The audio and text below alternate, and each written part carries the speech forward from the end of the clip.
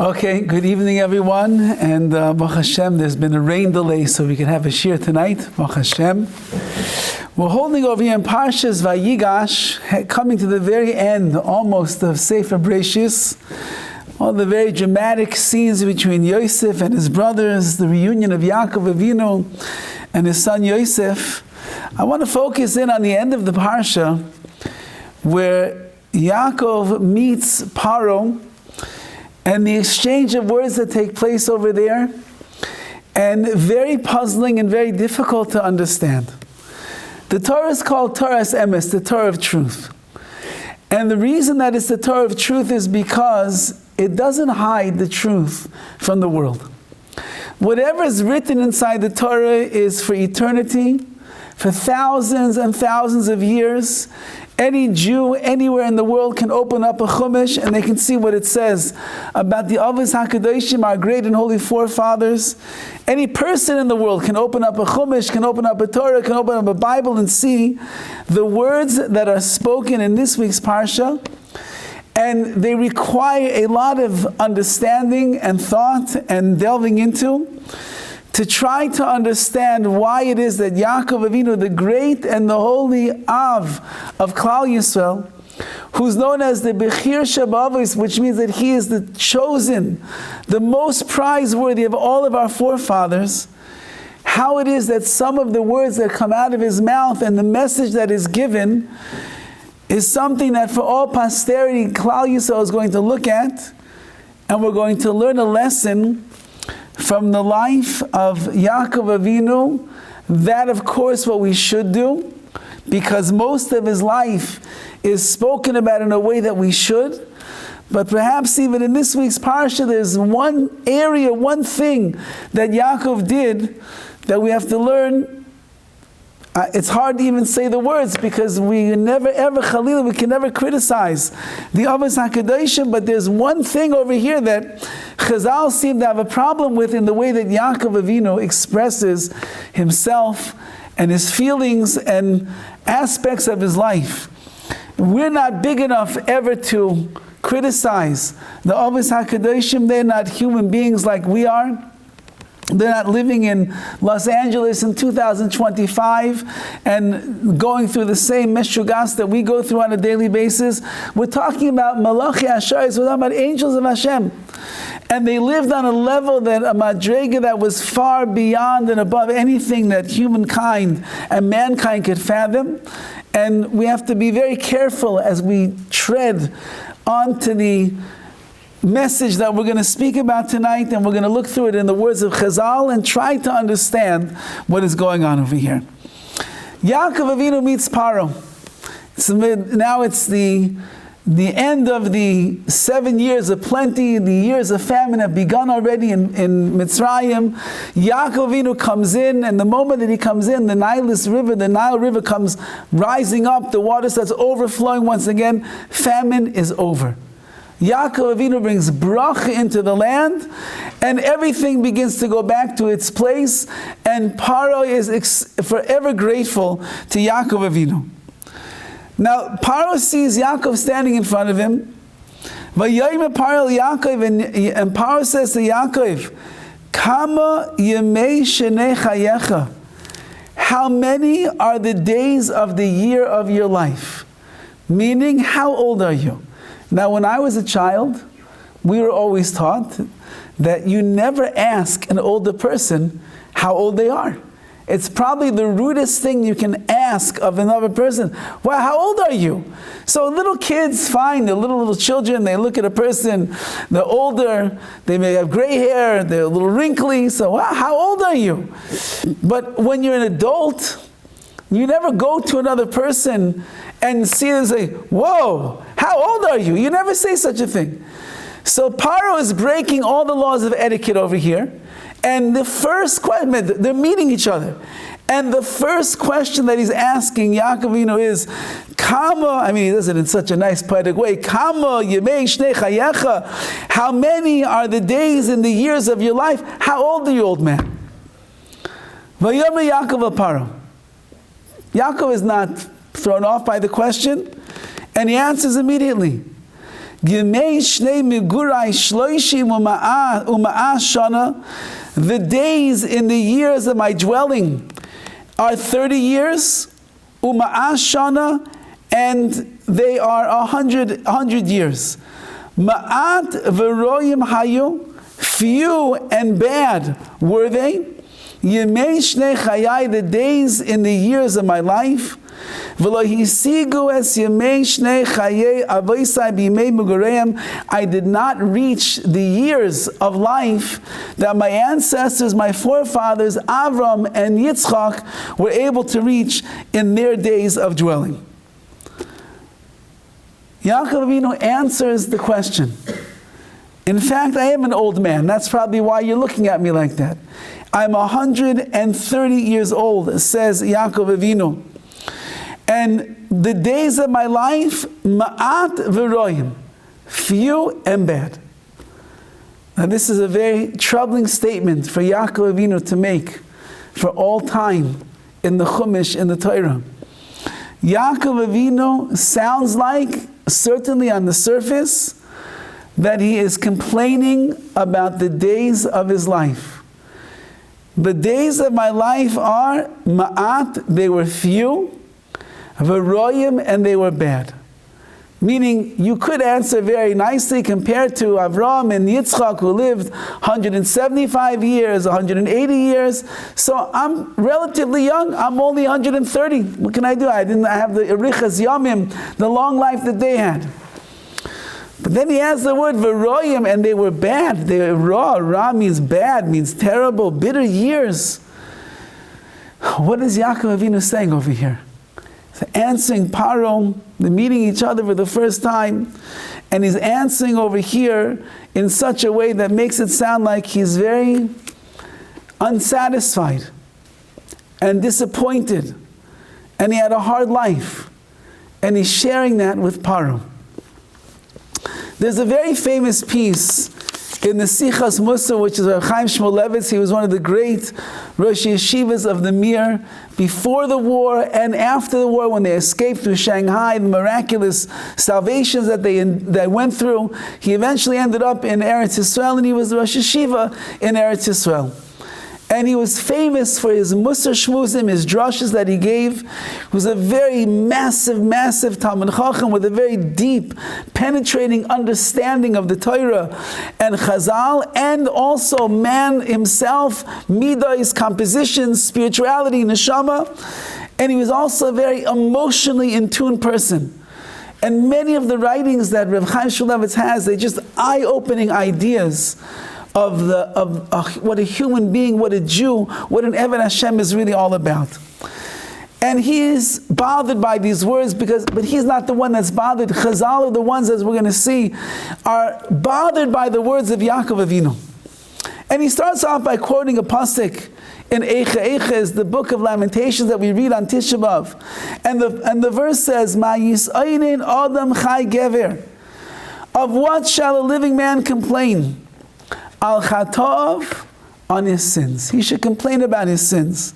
Rashi explains, this verse is quoted in the Gemara, in Kiddushin, and Rashi explains, Lama Yisrael Adam ala Korois Habayis Alav.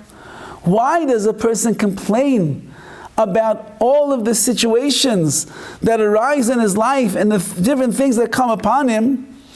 Acher kol ha'chesed shani oisa imai. After all of the kindness, says HaKadosh Baruch Hu, that I did with this person, I've given him life. Says Rashi on this verse over here, why is a person who's alive complaining?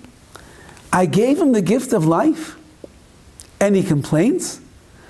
Is there anything greater than happened to each and every one of us that is here than when you woke up this morning and you realized, I'm alive?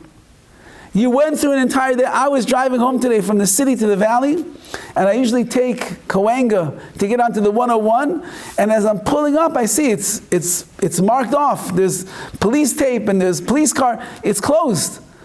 And I look past the police tape and I see, why is it closed? Because so much rain, the whole area where you get onto the freeway flooded, and there was a car submerged in the water. I don't know what happened to the person who was in that car. Submerged in the water. So we all made it through the freeway. We made it through the rain today. We didn't wash away. We're here. So Ma Yisrael, what does a person that's alive, what do they have to complain about? They have the greatest gift in the world. It's called life itself. And he quotes over here of Leib Chasman, who was the Mashgiach of Hebron, who says the following idea, a mashal, a parable. He says, imagine a person wins the lottery. And he was just told that a Powerball is $1.7 billion right now, something like that. Imagine the guy finds out he's the winner of the Powerball lottery. He just won $1.7 billion. And while he's being told the good news that he just became a billionaire, $1.7 billion to his name, he finds out that he has a beautiful vase that's sitting in his kitchen. One of his kids came and knocked it off the counter, and the whole thing just came shattering all over the floor. Do you think that this person who just made $1.7 billion cares about a vase that's shattered on the floor? He laughs to himself and he says, I can buy 1 million of those right now. I'm a billionaire.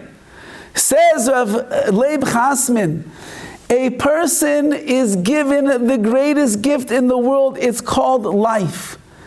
Will there be things that are shattering in life? Yes.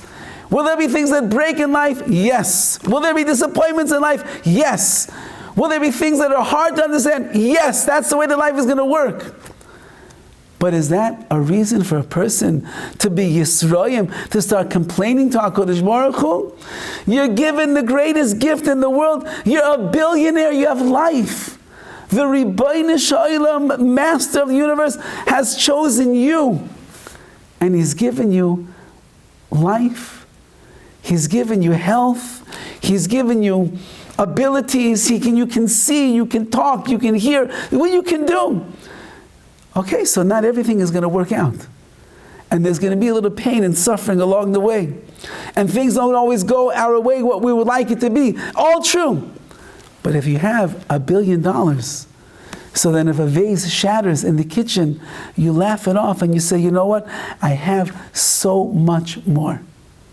Says Rav Leib Chasman, the way of a Jew in this world is, if you keep in the forefront of your mind always, Baruch Hashem HaKadosh Baruch Hu, I'm alive. Baruch Hashem HaKadosh Baruch Hu, you've given me another day of life. Thank you, Hashem. I can walk, I can talk, I can see, I can hear, I can do all of these things. Thank you, Hashem.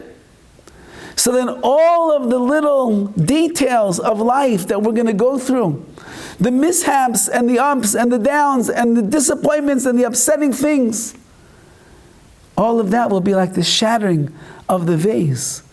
If I'm a billionaire who just won Powerball Lotto, so I don't care so much about that.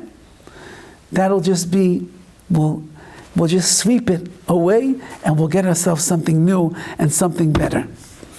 Says Chaim Shmulevitz, the way of Klal Yisrael and the way of the Jewish people is that they're able to recognize that the most valuable thing in life is life itself. He quotes a verse in Tehillim. Dovid HaMelech, King David says, Yasur Yasrani Ka, Ulamaves Lo Nesanani. You have afflicted me, HaKadosh Baruch Hu, but you never put me into the hands of death. Even though that Hashem has afflicted me with great punishments. But I did not fall into the hands of death. I'm alive. I don't even feel the suffering that I'm going through. King David, as we know, nobody suffered in the world more than Dovid HaMelech. As a matter of fact, Chazal tell us that the reason that any Jew anywhere in the world can open up a Sefer Tehillim, and they can read anywhere in the Sefer Tehillim, and sometimes they start feeling the emotion, they start getting the goosebumps, they feel that these words of Tehillim are speaking directly to me, is because Dovid HaMelech, in his life of suffering, he suffered every ounce of suffering that every Jew in the history of Klal Yisrael would ever go through in their own life. Which means that his suffering is your suffering. Or we should say, your suffering is his suffering. He feels it all intrinsically inside. And therefore, he himself is saying, but the greatest gift of all is the gift of life. And as long as I'm alive, HaKadosh Baruch Hu, I don't even feel the Yisurim, the pain that I am going through. There's a fascinating story of a yeshiva bacher in Eretz Yisrael. He was a young man, it sounds like from the story, probably in his early 20s. One day his leg was hurting him. He didn't think much of it. The next day, again and again and again, he comes home that week for Shabbos and he tells his parents, I'm not feeling so well. Something with my leg, it's really hurting me. They take him to the doctor. The doctor begins examining his leg. He feels here, he feels there. Doesn't like so much what he sees. He begins running a battery of tests, and the next thing you know, they find out, Rachmana litzlan lo aleinu, this young man has cancer that is eaten up inside of that particular leg. And the doctor begins coming up with his diagnosis and the prognosis and what he decides if should be done. And he says, if we want to save you, we have to amputate your leg. And the young man, 20 years old, the whole life in front of him, he doesn't know what to do, amputate a leg. There's no other treatments. And the doctor says, there are other treatments. But nothing is a guarantee that it's going to work. And the cancer is very aggressive. It can start eating at other parts of your body. If you want to save your life, let's get rid of your leg and save the rest of you. When the doctor tells them, but you know what, here in Israel, this is not the place to do the surgery. There is a hospital, a clinic in Minneapolis called the Mayo Clinic. He says, over there they have the expert in this field. He's a doctor par excellence. He is the master of amputations. That's where you're going to have to go and have the surgery done. And so the boy consults with his Rebbeim. The parents consult with their Rabbanim. And the decision is made, we're going to take this young man, fly him off to America, and have the procedure done in the Mayo Clinic. And he comes there with emunah. He comes there with bitachon, with trust in HaKadosh Baruch Hu, faith in Hashem. If this is what the Rebbeinu Shalom wants from him, and this is how he's going to live a long life, then that is what he will do. And he comes, and he meets the doctor. The doctor happens to be a Jew, not religious, but he's a Jew. And he sees this young boy, 20 years old, he's going to amputate his leg. He begins explaining the process and what's going to happen. And the boy says, doctor, it's okay. I'm not nervous. You do whatever you need to do. Let's save my life. I'd rather live than have the cancer eat my body up. And the doctor tells him, okay, listen, you're going to go to sleep. And when you wake up, you're not going to have a leg anymore. It's going to be very shocking to you. And probably when you wake up, the first thing you do is going to start reaching for your leg, and you're going to realize that it's not there. It might be very scary. You're going to have what's called phantom pains, which means you'll feel pain as if you have a leg, but you don't have a leg. And I'm just warning you, it's emotionally distressful for a person when it first happens. Our nurses will be there, the doctors will be there, we'll send you the psychiatrist, the psychologist, if we need, we'll help you through. And the boy says, doctor, please don't worry about me. You do what you need to do, I'll do what I need to do. Let's just do the surgery. And sure enough, the boy goes into the operating room with the words of Tehillim on his lips. And the doctor does a long and painful surgery, and he amputates the young man's leg. They wheel him back to the recovery room, and there's a nurse that is assigned to the room to make sure that this boy is okay, that his vitals are in place, in case when he wakes up and he gets frightened, someone is there to calm him down. And the nurse is watching, And she sees, Baruch Hashem, the vitals are good, his heart rate is good, his oxygen is good. She notices that the boy begins to stir. And he begins to awaken. And as he awakens, sure enough, exactly as the doctor says, he begins to take his hands and he starts feeling towards his leg, only to realize there is no leg there anymore. And the boy goes back to sleep. And about 20 minutes later, so the boy begins stirring once again. And he starts moving his hands around his leg.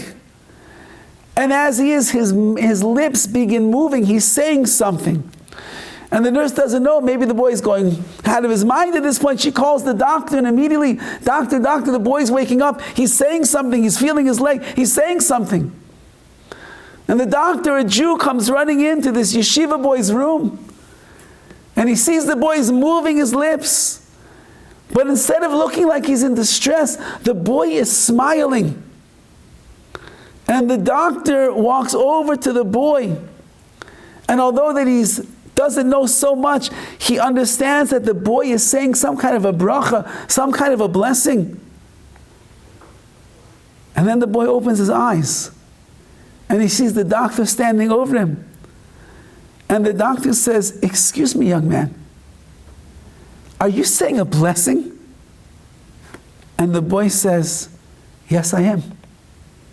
He says, "You're saying a blessing to God? That your leg was just amputated?" He said, "Yes, I am." And the doctor says, "I don't know so much, but I'm almost certain there's not a blessing on an amputated leg. What were you saying?" And he said, "Doctor, you have no idea how happy I am that you did the surgery and you were successful today. Because of this surgery, the cancer is gone and clean from my body, and I, God willing, am going to live for a long time, healthy and strong. I'm going to get married, I'm going to have children, I'm going to have a family, I'm going to contribute to Klal Yisrael. And it's because of this surgery over here. So you know what bracha I made? I made the blessing, HaToiv v'HaMeitiv. Hashem is good, and He does good. Everything that Hashem does is good, and He now has done good today. He removed my leg, so I will be able to live a long and a happy life." The doctor was overwhelmed with the emunah and the bitachon of this young man. A man that's going through suffering. A young man that's going through debilitating surgeries. A young man that's going to walk out of that hospital with only one leg when he walked in with two. And he's thanking Hashem because everything that Hashem does is good and He will continue to do good. That is the life of a Jew. And that's what Dovid HaMelech is saying. HaKadosh Baruch Hu, it's true, you made me suffer. You put me through a lot. Things have not been easy. But you know what? Ulamaves loina sanani. You didn't put me into the hands of death. Therefore, chai ani, I'm alive. Therefore, ar lo yargish, I don't feel the suffering at all. That's the level. That's the highest level that a person can be on, where even when they're going through the suffering of life, but I'm alive, I don't even feel it.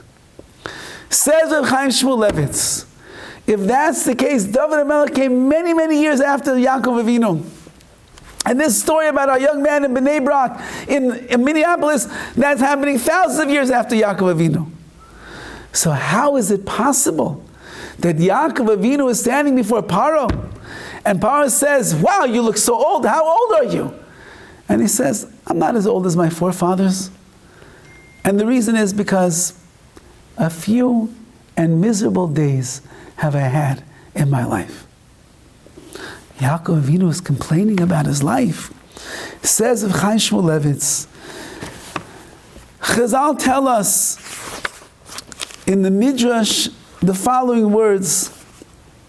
The Midrash says, B'shah she'amar Yaakov Avinu leParoi, at the moment that Yaakov Avinu said to Paro, Ma'at v'roim ha'yimei shnei chayai, that few and bad were the days of my life.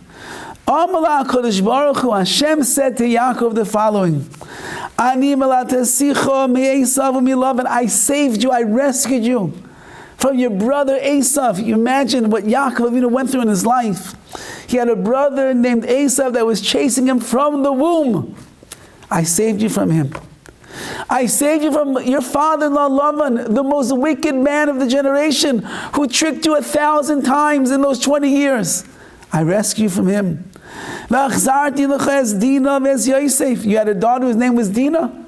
She was abducted by Shem, and yet I gave her back to you in one piece. And then your son Yosef, who you just lived the last 22 years without, you didn't know, is he dead or is he alive? You were unsure. I gave you a reunion that nobody in history will ever forget. I've given you everything, Yaakov Avinu. It's true that you went through difficulties and hardships and struggles. It's true. And it was painful. It's true. But I rescued you from everything, and I gave you back everything that you felt that you lost. And you're complaining about your life, that it was short and it was bad. Yaakov, really? Chayecha, says the Midrash, I swear to you, says HaKadosh Baruch Hu,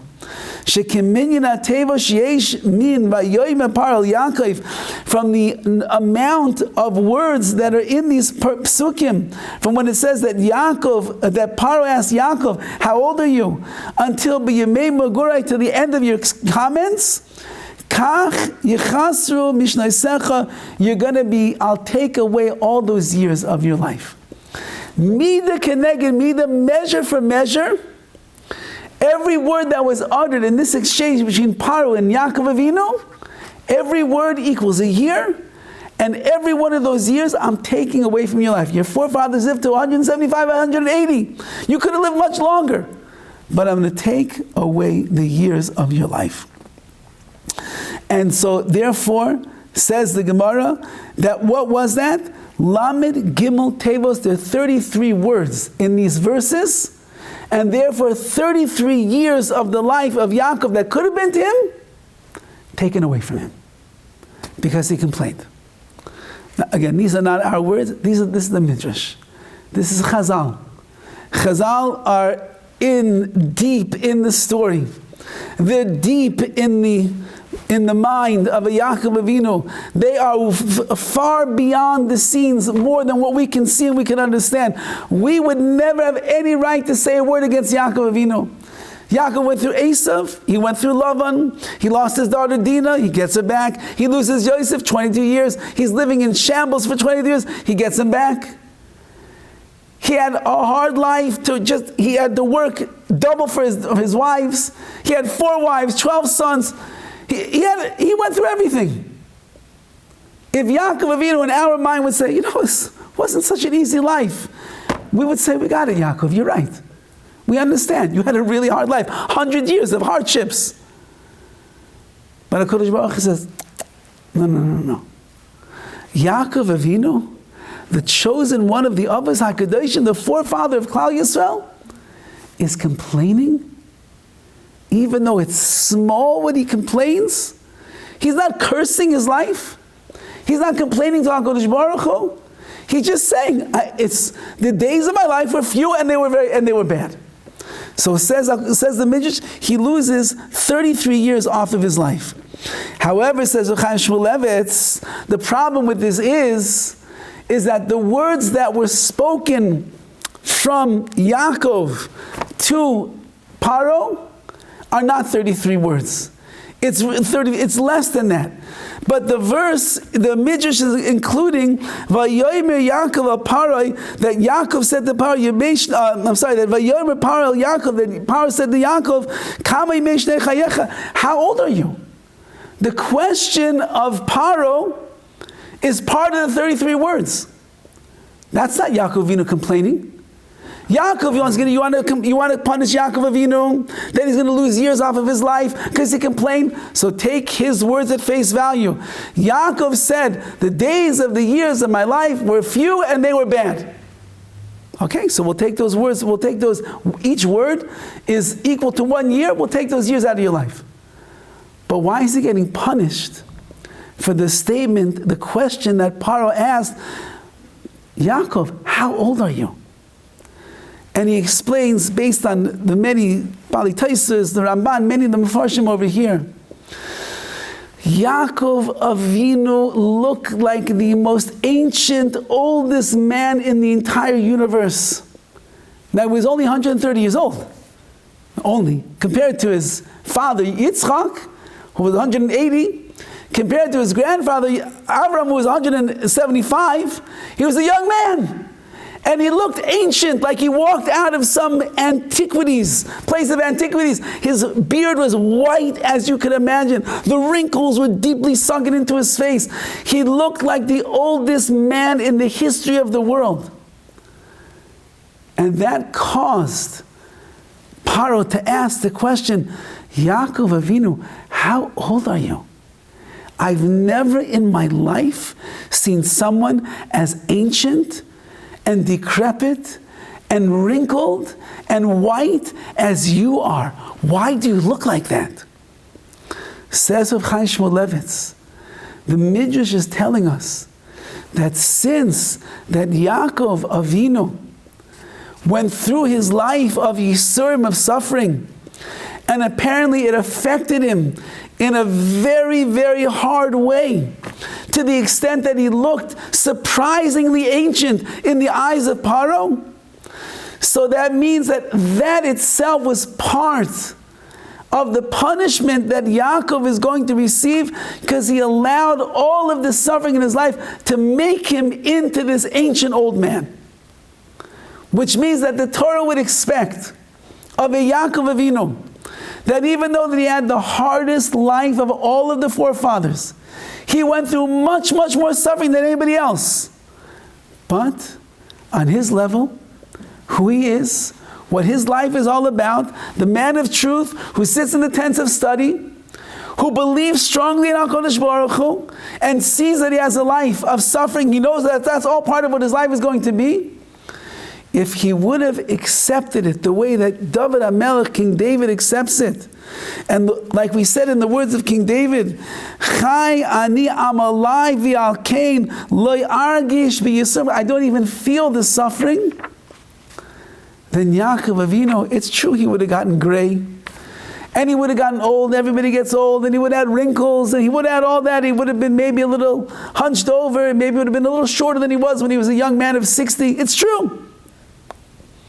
But he would not have had the face of the most ancient man in the history of the world, who had gone through a lifetime of Yisurim, and each and every single one affected him in a way that made him look the way that he looked. And therefore says the Midrash, again, this is not us, and this is not a modern day commentary on the traumatic life of Jacob, which is what they love to say to Joseph had such a traumatic life. Yosef did not have a traumatic life. Yosef at Tzaddik lived in a dungeon for 12 years. He's whisked out and he's standing in front of Paro as if nothing happened. And he's talking to him mano imano, one-on-one, and he's telling him, you have to do this and do this and do this and do this. And Hashem is the one that's running the world anyway. Yosef had no trauma. He was a man of deep levels of emunah, bitachin in HaKadosh Baruch Hu. It was all in place. Yaakov Avinu, no trauma. Hard life, yes. Traumatic, no. Did he have to go to the psychiatrist and get some pills to make him happy? No, not at all. This is Yaakov Avinu. The Bechir Shababa is the greatest of all the forefathers. But he had a hard life. No one's going to deny that. The Torah doesn't deny that. The Midrash doesn't deny that. Nobody does. And Yaakov knew that. He went through anguish, emotional anguish and pain every step of the way. But Yaakov, says the Midrash, HaKadosh Baruch Hu expected that you'd handle it a little bit better. And that instead of letting the Yisurim be crushing and breaking and hurtful and so painful, you would have been like a Dovid HaMelech, and you would have said, you know what, I went through the suffering, but I'm alive. Chayani, I'm alive. I don't even feel the suffering that is there. And for that he gets punished. 33 years of his life taken away. He could have been 180, but he wasn't because of this over here. I would just like to be Malamed Schus to find a way to judge Yaakov Avinu favorably under the circumstances, because it's very painful to say things about Yaakov Avinu and point out some chisar and some lacking that there seem to be. But perhaps the limud schus, which means the benefit of the doubt that we can give to a Yaakov Avinu, is that nobody could understand, and Rav Chaim Shalev himself writes that nobody could be masig, nobody could understand what the enormity of the nisyonos, of the challenges and the suffering was that Yaakov Avinu had to endure in his life. Nobody can know what it means to have a brother whose name is Esav and be running from him all of your life. Nobody can know what it means to have a father-in-law by the name of Lavan who tricks you like a dirty scoundrel every single day for 22 years while you are living in his house, driving you crazy, to the point crazy beyond belief. Nobody knows what it's like to have one wife and he tricks you with a second wife, and then have 4 wives and 12 children. Imagine all the diapers, imagine all the formula, imagine all the food, imagine all the everything, imagine all the emotions, imagine everything going on over there. Nobody can know what it means to have your precious only daughter abducted by Shechem ben Hamor, who defiles her and takes her away. And the pain and the anguish of a Yiddish father knowing where his daughter was taken in the hands of a non-Jewish man. Baruch Hashem, to eventually get it back, but that suffering, that anguish, that pain. And then, of course, the anguish of not knowing what happens to Yosef. Yaakov Avinu is never consoled for 22 years, which Chazal say means Yaakov did not fully believe that Yosef was dead. Because when somebody dies, so you can be consoled, there's a week of Shiva, there's Shloshim, there's 30 days, there's the whole year of Avelos, of mourning, and when the year is over, full consolation. 22 years, Yaakov Avinu never was consoled. Why not? He wasn't sure. Is Yosef really dead? Or maybe he was taken, kidnapped, maybe he's abducted, maybe he's somewhere else in this world. Maybe I'll find him, I don't know. So for 22 years he was living without the Shekhinah, he was in a state of depression, he was down. His whole life, one day, 1 year after the other, was all suffering. Nobody could be masig, nobody could imagine the enormity of the challenges that Yaakov Avinu went through. But he went through each and every one of them with his amun intact in Hashem. And it's only natural that a person had to work so hard to overcome the challenges of life. Of course he's going to go gray. Of course he's going to look old. Of course it's going to be hard. Of course it's going to be difficult. And there's Chazal are not faulting him for the fact that it took a lot of energy to go through all of those Yisurim. Of course. And on that, Yaakov Avinu was like everybody else. You go through one klap, one punch, one patch after the other from HaKadosh Baruch Hu, it's going to hurt. And it's going to be difficult. And it's going to be a lot. And you're going to get old. And you're going to get gray. And you're going to get wrinkles. And your body might ache. It's true. But Chazal are telling us that for Yaakov Avinu, as much as he went through, as painful as it was, as hard as it was, Yaakov still at the end of his days could have said something else to Paro. How old are you? I'm not as old as my forefathers. I'm relatively young, 130 years old. But he understood that Paro was asking, why do you look so old? I've never seen anyone as old as you. And he had to admit, because he's a man of truth, he had to admit, I had a hard life. It wasn't easy. Says HaKadosh Baruch Hu, Yaakov, you can't complain about a hard life because you're alive. And you have Yosef, and you have Dinah, and I saved you from Esav, and I saved you from Lavan. And you got the brachas, and your children are going to be Klal Yisrael, and we're going to be called B'nai Yisrael, B'nai Yaakov, for all of eternity. Yaakov Avinu, that's not the answer to give. The Dan L'chav Schus, the judging favorably is, yes, he went through everything, he was accepted everything, he did his best in every situation, and he rose to the top. But HaKadosh Baruch Hu is saying through the words of Chazal over here, Yaakov could have said it in a different way. And on his level, again, if we would complain at the end of a lifetime, it was a hard life. Can I tell you? It was hard. I went through a lot of difficulties, a lot of challenges, a lot of pain. Baruch Hashem, it's all good. We had nothing, no punishments. We would get no punishments. But Yaakov, on his madrega, on his level, HaKadosh Baruch Hu expected more from him. And that means that if that's the great Yaakov Avinu, and Yaakov Avinu is supposed to not complain because he has the gift of life, then that means that the truth is every single person examines their own lives and their own challenges and their own struggles with HaKadosh Baruch Hu puts us through. And he puts everybody through something, or some things, in plural. A person is supposed to go through it and say, but Baruch Hashem, Ani Chai, I'm alive.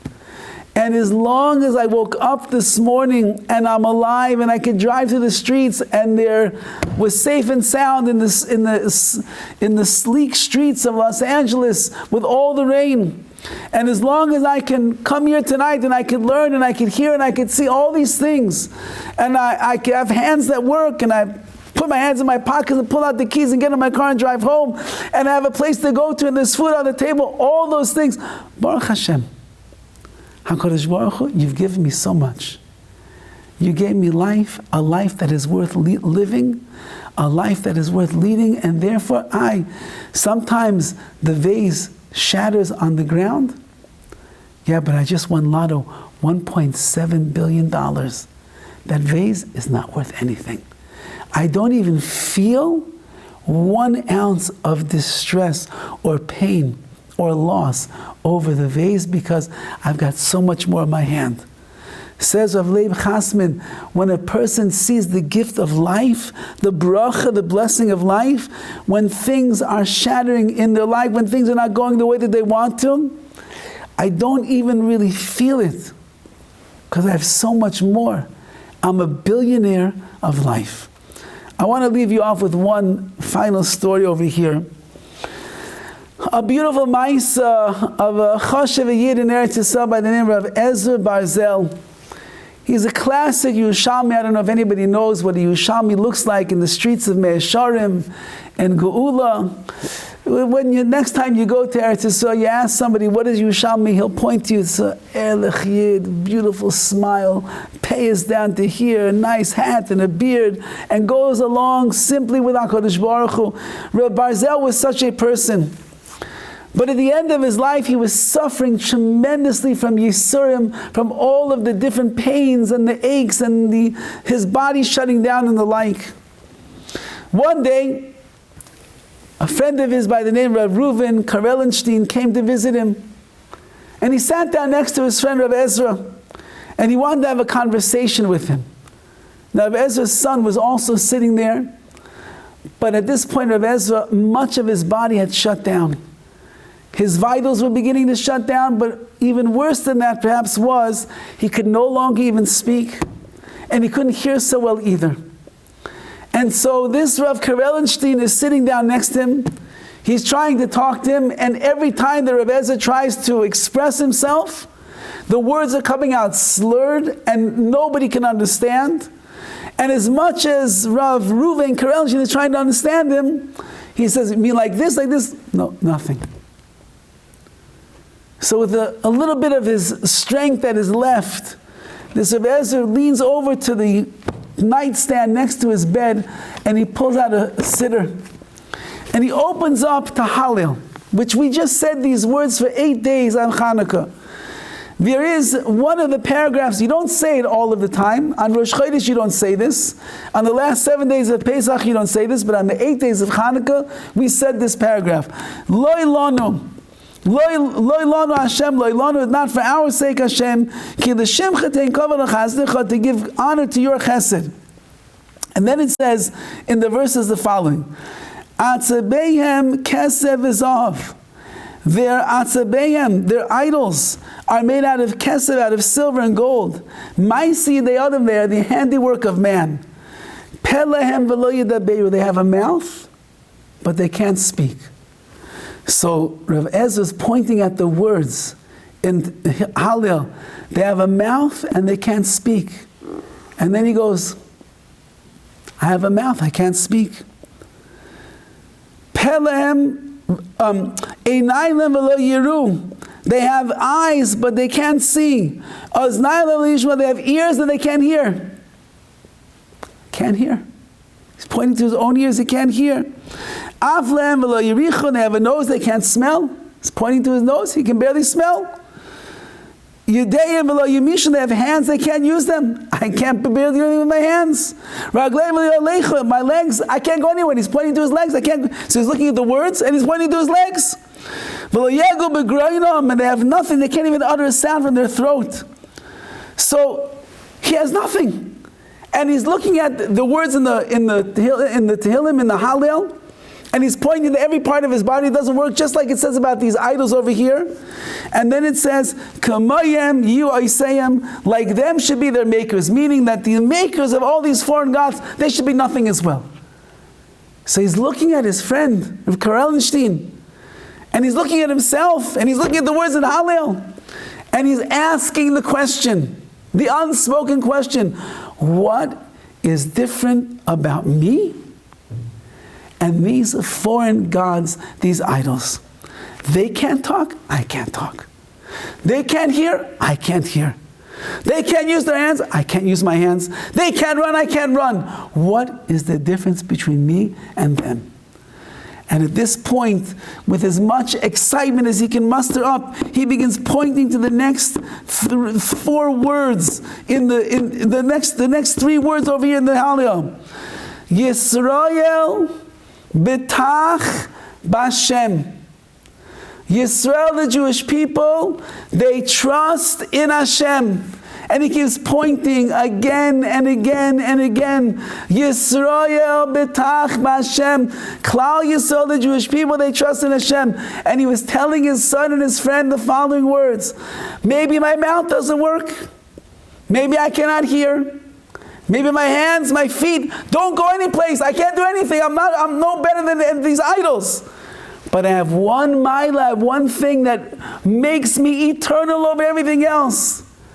And that is that in all of the suffering, and all of the pain, and all the beating up that I've taken, Yisrael betach b'Hashem, a Jew trusts and relies in Hashem. And that can never be taken away from a Jew. Hashem can take away their hands. They can take away their eyes. Can take away the ears.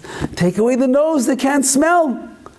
But the bitachin, the trust in Hashem, the belief in Hashem, that is something that it can never be taken away from the Jew. And that's what we're saying here tonight. That when a Jew is a maimin, they believe in Hashem, and they're boteach in Hashem, they trust in HaKadosh Baruch Hu, and they live their life like that, they recognize what's the most valuable thing in life? You have the $1.7 billion neshama. You have life itself.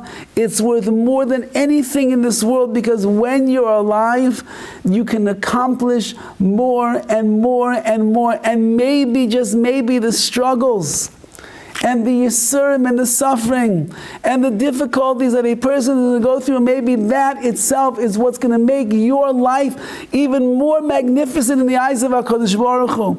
And therefore, if we appreciate the gift of life, and we embrace the life that Hashem has given to us, and we don't yisrael, and we don't complain about that which Hashem has done or that He hasn't done for us, and we come to HaKadosh Baruch and we say, Yisrael betach b'Hashem klal Yisrael, me, I'm a member of klal Yisrael, I trust in Hashem, then whatever we don't have is irrelevant.